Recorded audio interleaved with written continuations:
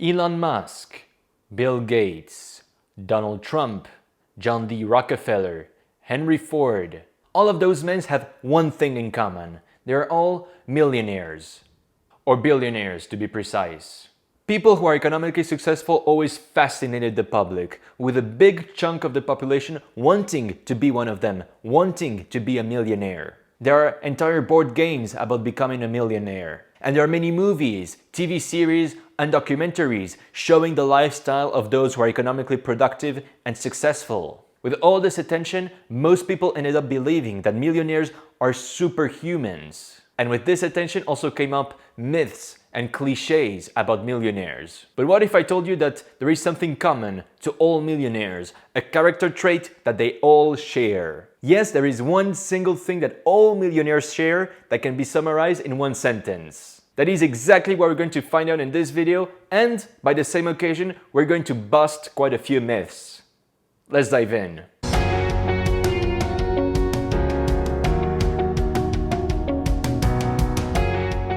But before we get started, please hit the subscribe button down there and activate the notification bell to never miss a new video. And make sure to visit my website, oakwealthbuilder.com, for more great content. So, many people have the dream to one day become millionaire. Why do so many people have this aspiration? Personally, my theory is that people are not really interested in the materialistic part of being a millionaire. Of course, it plays a huge role, but that's not the main goal of people who want to become millionaires. I think people really want to have the freedom to have options, to be where they want, to spend their time with who they want, doing what they want. This willingness to have the ultimate freedom is, in my opinion, the reason why so many people want to become millionaires. But now the question comes, how do I become a millionaire? Well, by the end of this video, I will give you the first step you have to do to becoming a millionaire. How do I know? Am I a millionaire already? No, not yet. But I came across the work of somebody who is very interesting, Mr. Thomas Stanley. Mr. Stanley is a university doctor, and he's also the author of the book, The Millionaire Mind. And what I find very particular about this book, compared to the majority of the books out there about millionaires who are usually very speculative, is that this book is scientifically written, with data and statistics. So we can imagine that Mr. Stanley knows what he's talking about, because he spent decades studying the millionaires of America with data and statistics. And it is exactly all this info I'm going to use to help you become a millionaire. Alright, so let's get started. To become a millionaire, do you need to become a celebrity, a famous athlete, or a well-known CEO? Well, no. When we look at their occupation, 32% of millionaires are entrepreneurs, so that is, they are the owners of a business that they build themselves.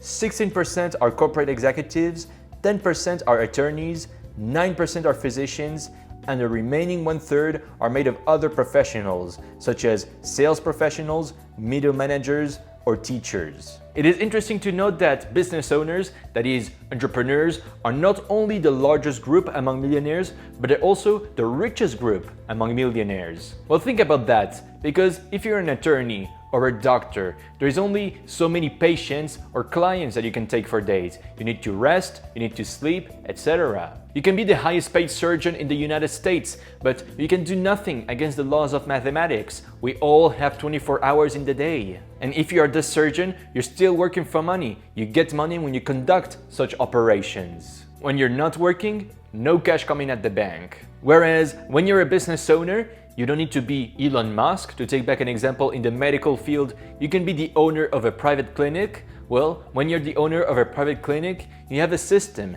you have a building of people working for you. You're not working for money, you built a system of people working for you. And the cash is coming into your bank account whether you work or not. And for that reason, business owners have more time to expand their businesses, open new businesses that is going to put even more cash into their bank account. That is the reason why entrepreneurs are the richest among millionaires. Now you know the occupation of millionaires. Now you might wonder, did those millionaires inherit most of their wealth? Nope, most millionaires have not inherited anything in their lives. Most of them started from economic ground zero. The correlation between the wealth of the family and the wealth of the individual is pretty weak. Now we know that most millionaires are self-made that started from economic ground zero, but now we might wonder, do all millionaires come from the Ivy League colleges or very good colleges? Were they the most brilliant students when they were at school? That's a big question because even the magazine The Economist suggests that to become the financial elite of the United States, you need to go to an Ivy League college and then work in the financial industry. Well, it is interesting to notice that 90% of millionaires attended college, but only a minority of them went to the Ivy League colleges. And very few of them were members of those prestigious and emblematic associations such as the Phi Beta Kappa or whatever Greek letter that may be. Intellectually speaking, most millionaires are not particularly gifted. A lot of them were not considered clever enough to be the material of law school, medical school, or graduate school. As a consequence, they're not considered clever enough again to work in the big and prestigious corporations. Those men and women, after being rejected from the finest schools and the finest corporations, didn't give up on their dream. They decided to hire themselves. They became entrepreneurs, again, the wealthiest and biggest category among millionaires. And the others who are not entrepreneurs succeeded to become successful attorneys, doctors, or other professions despite those rejections. That goes to show that academic performance is a poor predictor when it comes to professional and financial success. Are they all investment gurus, sitting in front of their computers all day, doing day trading, options trading, technical trading, Bitcoin trading, and all those things? Nope, millionaires invest into themselves and into their own businesses. And when they invest into other people's businesses, they buy only a handful of stocks,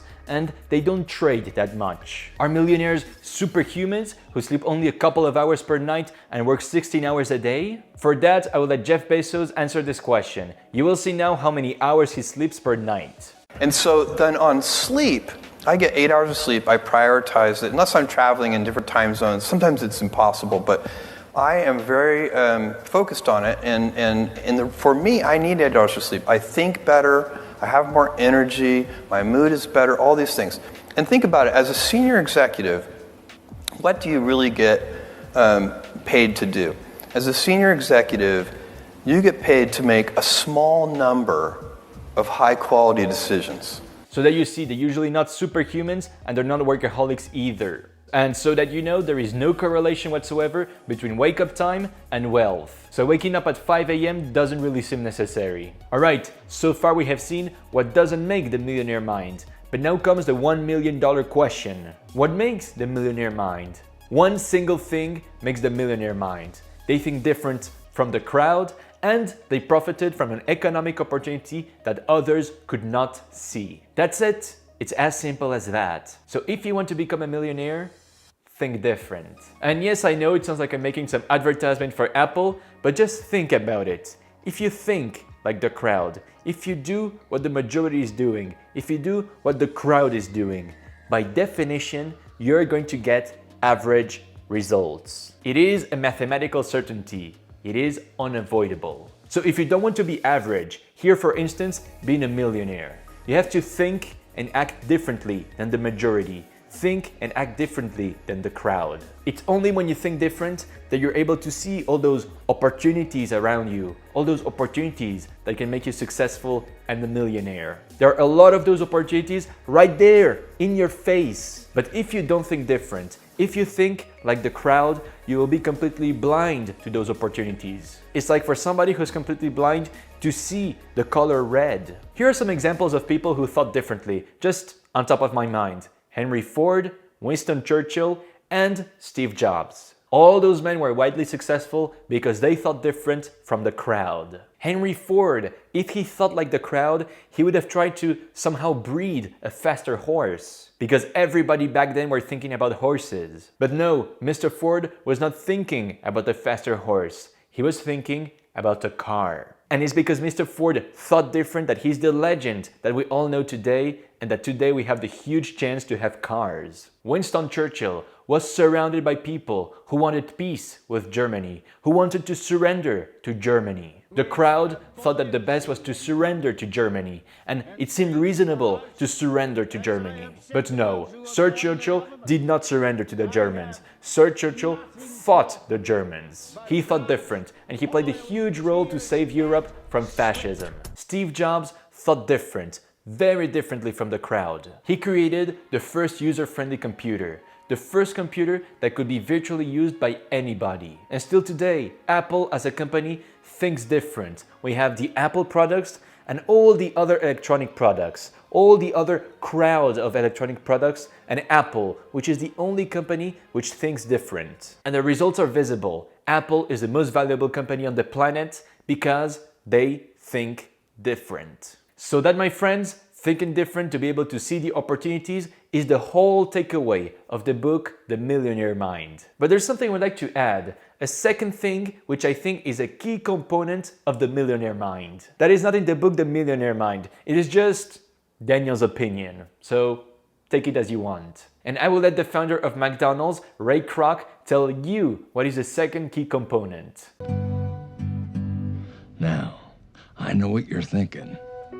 How the heck does a 52-year-old over-the-hill milkshake machine salesman build a fast food empire with 1,600 restaurants in 50 states, 5 foreign countries, with an annual revenue of in the neighborhood of $700 million? One word: persistence. Persistence is the name of the game. Persistence is absolutely key. Persistence is going to prevent you to do something very nasty, something that makes most people unsuccessful. That nasty thing is called giving up. As we saw it before, thinking different is the first step, but thinking different consistently over a prolonged period of time is very difficult. A lot of people start thinking different, but when they see how difficult it is to really think different consistently, they give up. That's reality. Thinking different is hard. When you think different and you're building something, you're building a project, it's gonna take time. It will take time, effort, trial and errors, and setbacks. We live in a world of instant gratification, and when we're trying something and it doesn't give us the result we want immediately, we tend to give it up. But never give up. Great things take time. And you know, there is a saying in French. I don't know if that saying also exists in English, but the saying in French says, Rome has not been built in 2 days. And when you think different and you start building something, you're building Rome. You're building something that will take you time. So please make a little promise with me. Make a little promise with Daniel. It doesn't matter if you're watching this video tomorrow or if you're watching this video 10 years after it has been published. But please make this little promise. Never give up. So those are the two components of the millionaire mind. And it really goes beyond the millionaire mind, being a financial millionaire. It really goes into being successful, which is think different and have massive persistence. So that's it for this video about the millionaire mind. As always, I hope you enjoyed this video and learned something from it. If that is the case, a little thumbs up is always appreciated. Don't forget to subscribe, and if there is a topic you want me to talk about in a future video, shoot me an email to the address that is in the description below. And I will see you soon.